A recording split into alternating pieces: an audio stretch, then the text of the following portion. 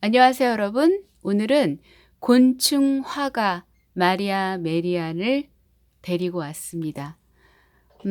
곤충의 변태 과정을 처음으로 알아낸 여성 과학 예술가라고 하네요. 마르가리타 앵글 지음, 줄리 패치키스가 그림을 그리고 엄혜숙 선생님이 옮겨주셨습니다. 아기 친구들이 보면 정말 좋아할 이쁜 그림책이죠. 네, 나비들이 엄청 여러분도 아시겠지만 굉장히 화려하잖아요. 과학자로서 또 화가로서 우뚝 선 한 여자아이의 이야기라고 합니다. 이야기 속으로 들어가 보겠습니다. 이 과학 파트도 굉장히 여러분 다양한 거 아세요? 저도 사실은 잘 모르지만 네, 여기 이렇게 곤충의 변태 과정을 처음으로 알아낸 여성 과학 예술가. 그러니까 우리가 사실은 뭐 그 나비의 그 변태 과정을 카메라 담긴 뭐 사진 그런 걸 많이 접한 적이 있잖아요. 그러니까 처음 그곳에 시선을 두게 해줬던 사람, 아방가르드 같은 사람이죠. 기존의 질서에 타협하지 않고 또 기존의 질서를 뒤엎는 그런 과학자이자 예술가라고 하네요. 이야기 속으로 들어가 보겠습니다.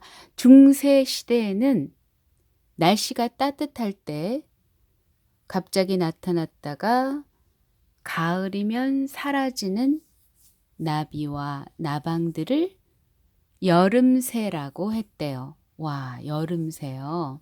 그렇네요. 날아다니니까. 그리고 뱀이나 개구리 같이 모양이 바뀌는 동물들도 곤충이라고 했대요. 아하, 그렇죠. 지금의 우리가 생각하는 것과 다르죠. 네. 해마다 하늘에는 여름새로 가득 찬단다. 많은 사람들이 여름새를 나비라고 부르지. 사람들은 모두 이 곤충이 마치 마법처럼 진흙탕에서 생겨난다고 믿어. 그러니까 이제 관심이 없으면 그렇게 되겠죠. 그래서 자세히 보면 예쁠 수밖에 없고 그런 거 아닐까 싶습니다, 여러분. 난 생각이 달라. 아직 13살밖에 안 되었지만 난 곤충을 잡아 자세히 관찰하지.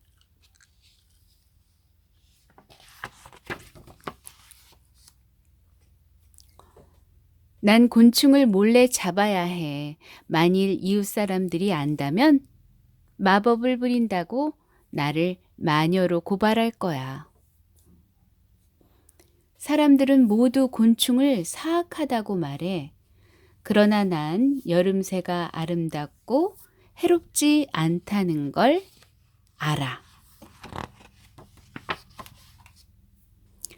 난 애벌레와 여름새를 상자나 병 속에 넣어. 난 애벌레에게 나뭇잎을 먹이로 주지.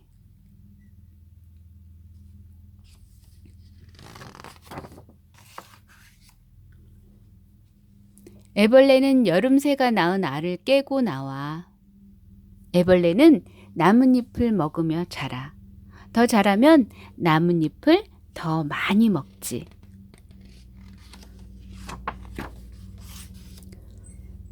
애벌레는 다 자라면 실로 고치를 짓는단다. 애벌레는 번데기가 되어서 고치 안에서 쉬는데 이 번데기가 여름새로 변하는 거야.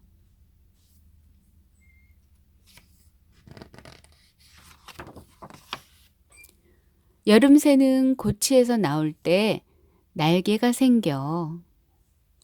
여름새는 이 꽃 저 꽃으로 날아다니면서 꿀을 빨아먹지.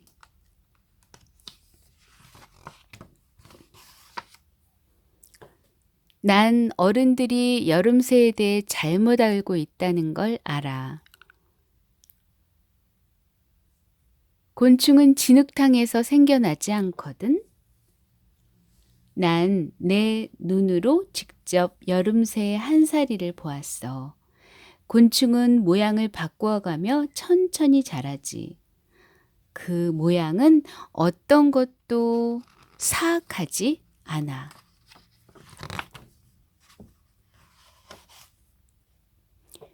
난 모든 애벌레, 고치, 여름새 하나하나를 그림으로 알록달록하게 그리기를 좋아해.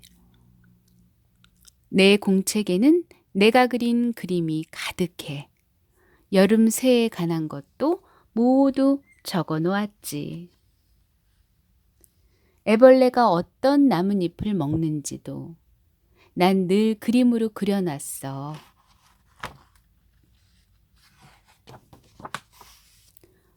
여름새가 꿀을 빨아먹는 꽃들도 난 그림으로 그려놓았지. 가끔 난 생각해. 내가 날기를 기다리는 여름새와 같다고. 지금 난 아이지만 몇 년이 지나면 어른이 될 거야. 어른이 되면 난 마음껏 먼 나라까지 여행할 거야. 온갖 보기 드문 여름새와 꽃들을 그림으로 그리면서 말이야.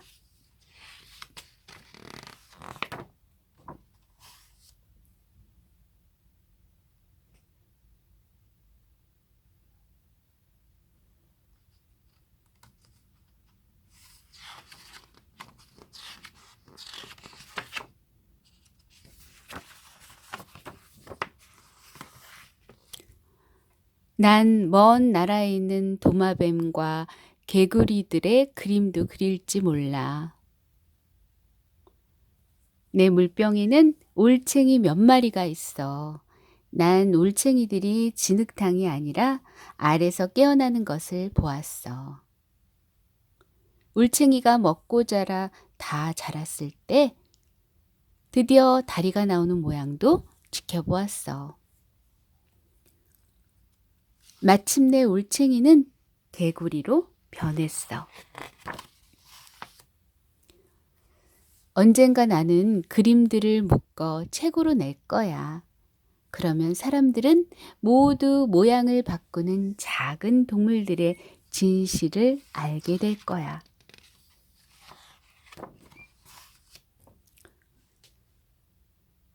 모양을 바꾸는 생물들의 한사리를 이해하면 사람들은 작은 동물들이 사악하다고 말하지 않을 거야.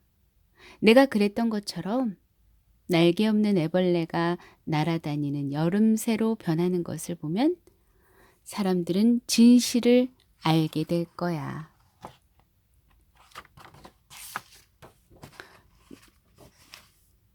여러분 아시는 분들은 아시겠지만 옛날에는 교황이 최고였죠. 최고의 권력을 가졌고 그 다음에 왕이었어요. 그래서 그 시절에는 그 교황이 말하는 것이 거의 신의 음성이라고 했죠. 그래서 그 질서, 그 세계의 질서에 부합되지 않는 가치관이나 어떤 행동들은 마녀 사냥감이라고 했어요. 마녀 사냥감이라고 하는 건 말 그대로 사냥을 하는 거예요. 네, 그런 기존의 질서를 타파하고 새로운 세계를 돌입하는 자들에게는 마녀라는 이름의 딱지를 붙여서 뭐 화양에 처하거나 이렇게 말도 안 되는 그 중형에 처해서 정말 사람 목숨을 생명을 앗아가는 그런 작태들이 예전에 있었거든요. 근데 앞부분에 보면 그런 얘기가 나오잖아요. 자기가 어른들이 자기가 이 여름새를 변태 과정을 관찰하기 위해서 뭐라고 해야 되죠? 잡는 그것을 보는 순간 자기가 마녀가 될 수도 있다는 얘기를 하잖아요. 그러니까 이제 일종의 그 아주 옛날에는 지금 우리가 나비 하면 아름답다 뭐 그리고 인생을 비유할 때 어떤 그 나비를 많이 비유를 하잖아요. 그래서 나비의 지금의 모습을 우리는 뭐 당연시 여기고 뭐 옛날에도 그렇게 했을 거라고 생각을 하잖아요. 그런데 그렇지 않았다는 그런 이야기를 들려주는 거고요. 그리고 곤충학자이자 화가인 마리아 지빌라 메리아나에 대해서 살짝 읽어드릴게요. 여기 언급해 주셨으니까. 마리아 지빌라 메리안은요, 1647년이에요. 그래서 1717년에 돌아가셨고 1647년 독일 프랑크푸르트에서 태어났어요. 푸르트에서. 겨우 3살 때 마리아는 이미 그림에 아주 열광적인 반응을 드러냈죠. 동판 화가였던, 아하, 그 핏줄은 못 속입니다. 진짜 유전은 어떻게 안 돼요. 공작이 안 돼요. 그죠? 조작이 안 됩니다. 동판 화가였던 아버지는 마리아가 뛰어난 화가가 될 거라고 예언을 했고요. 아버지가 죽은 뒤 어머니는 화가와 재혼을 했는데 마리아가 꽃과 곤충에 관심을 갖자 새아버지는 마리아를 격려해 주었대요. 어머님이 굉장히 지혜로우시네요. 만약에 다른 뭐 예를 들면 그 장사하는 상업인을 만약에 남편을 뒀으면 뭐 어떻게 됐을까요? 지금의 마리아 지빌라 메리안을 우리가 알 수 있었을까 모르겠어요. 네. 마리아처럼 작은 생물들에 대한 마리아의 호기심은 그 시절에는 드문 일이었대요. 왜냐하면 그때 유럽 사람들은 딱정벌레, 꿈틀거리며 기어다니는 벌레, 애벌레나 쐐기벌레, 개구리들이 진흙탕에서 생겨난다고 믿었기 때문이고요. 고대 그리스 사람들은 아무것도 없는 축축한 진흙 웅덩이에서 생명이 저절로 생긴다는 자연 발생 이론을 믿었대요. 그런데 그런 생각 때문에 유럽 사람들은 곤충과 작은 생물을 악마의 짐승이라고 여겼대요. 그래서 사람들은 애벌레에서 나비로, 올챙이에서 개구리로 모양이 바뀌는 변태, 말하자면 탈바꿈이라고 하는데요. 그런 자연스러운 과정을 두려워했다고 합니다. 만일 동물이 모양을 바꿀 수 있다면 사람도 똑같이 늑대인간이나 다른 무시무시한 짐승으로 바뀔 수 있다고 생각을 했대요. 13살 때 마리아는 이미 옛날 이론을 반박할 만한 수준에 이르렀고요. 세심한 관찰을 통해서 변태, 즉 탈바꿈하는 그런 불가사의한 게 아니라 그 탈바꿈이 불가사의한 게 아니라 어떤 자연스러운 변화라는 걸 발견을 했대요. 마법이 필요한 것도 아니었고 두려워할 것도 없었대요. 그래서 무역상을 통해 아시아에서 가져온 누에부터 시작해서 마리아는 누에의 느린 변태, 즉 탈바꿈 과정을 지켜봤고요. 적고 그리며 모든 자세한 내용을 기록을 했다고 합니다. 마리아가 한 연구는 시대를 훨씬 앞섰죠. 그렇죠. 지금은 우리가 나비하면은 자연스럽게 지금 이렇게 마리아가 말하자면 혁신적인 사고의 결과값으로 나온 그런 생각들이지만 우리는 지금 그것이 너무나 그냥 자연스럽게 스며들었잖아요. 그래가지고 그냥 그러려니 생각을 했지만 그때 당시에 어떤 기존의 질서를 뒤엎는 어마어마한 아방가르드한 그런 사고를 제시한 분이잖아요. 그런 사실을, 불편한 진실을 말하자면 호소한 사람, 얘기한 사람, 표현한 사람 이렇게 될 수 있겠죠. 결국 마리아는 과학자, 곤충학자 내지는 자연과학자로 화가로 또 탐험가로 유명해졌는데요. 여성들이 좀처럼 여행하지 않았던 시절에 마리아는 작은 딸 도로테아와 단둘이 남아메리카로 갔대요. 수리남에서는 곤충, 식물, 새, 파충류 따위들을 그렸고요. 뒤에 그림들을 하나로 모아 아름다운 책으로 펴내기도 했대요. 책은 사람들이 꽃과 곤충의 한사리를 이해하는 데 도움을 줬고요. 마리아가 그린 작품은 찬사를 받았고 러시아 황제 표투르 대제는 마리아의 그림을 수집을 했다고 합니다. 마리아 지빌리아 메리안의 꼼꼼한 연구 결과로 오늘날 우리들은 나비, 나방, 개구리들이 진흙탕에서 저절로 생겨나지 않는다는 것을 알게 됐고요.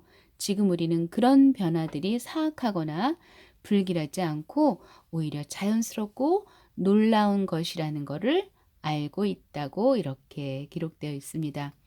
그러니까 우리가 지금 알고 있는 사실은 그 어떤 예술도 될 수 있고 이런 곤충도 될 수 있고 그 전에는 뭐라고 할까? 두려움의 존재였던 것이 지금은 아름다움의 결정체로 바뀌기까지에는 말하자면 마리아 지빌라 메리안 같은 분이 있었기 때문에 가능하지 않았을까 싶습니다.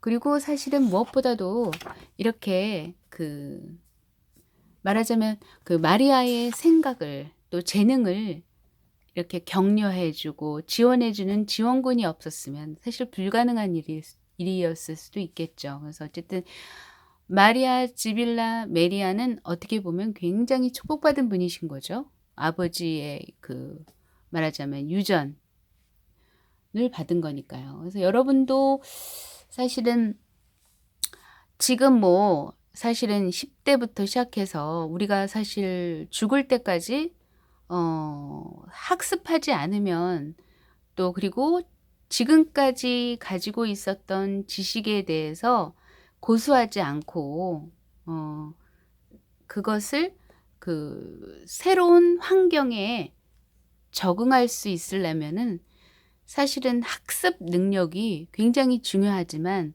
더불어 더욱더 중요한 것은 자기가 그것을 통해서 즐거움을 느낄 때, 행복을 느낄 때, 그때야말로 비로소 꽃을 피울 수 있지 않을까요? 자신의 전업 내지는 자신의 일로. 여러분들도 혹시 여러분 앞으로 어떻게 살까 참 막막하신 분들도 계실 것이고, 또 뭐 막연하신 분도 계실 것이고, 그렇다면은 일단은 본인이 좋아하는 거를 해보라고 저는 말씀드리고 싶은 게요. 물론 저도 지금 제가 좋아하는 일을 꾸준히 하고 있고 어떤 뭐 이렇게 자본의 꽃을 피우지는 못했습니다만서도 그러나 그럼에도 불구하고 저는 나름 행복하게 잘 지내고 있습니다. 제 자신에 대한 자부심도 느끼고 있고요. 긍지도 느끼고 있고요.